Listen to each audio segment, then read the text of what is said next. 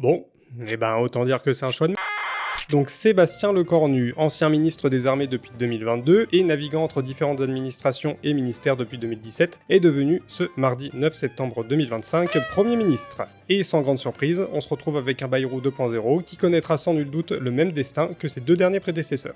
Cette fois, le Premier ministre n'a pas le choix de se diriger vers l'opposition, notamment vers le Parti Socialiste ou alors le Rassemblement National, qui tous deux attendent de voir la direction que va prendre le gouvernement avant de se positionner pour le censurer quand l'occasion se présentera.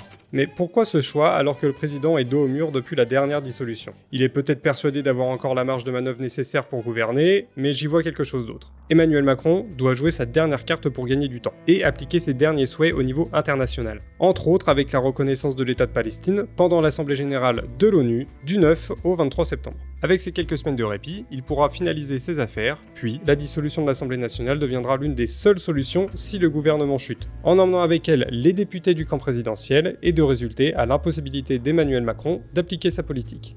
Mais ce scénario ne se produira uniquement que si le nouveau Premier ministre décide de garder la ligne directrice qui a fait tomber François Bayrou. Alors pour cela, il va falloir aussi changer, être sûrement plus créatif, parfois plus technique, plus sérieux dans la manière de travailler avec nos oppositions. Mais je le dis aussi, il va falloir des ruptures, et pas que sur la forme, des ruptures aussi sur le fond. Il l'a compris, sa stabilité et sa survie ne se fera qu'à coup de concessions concrètes avec le Parti Socialiste ou le Rassemblement National.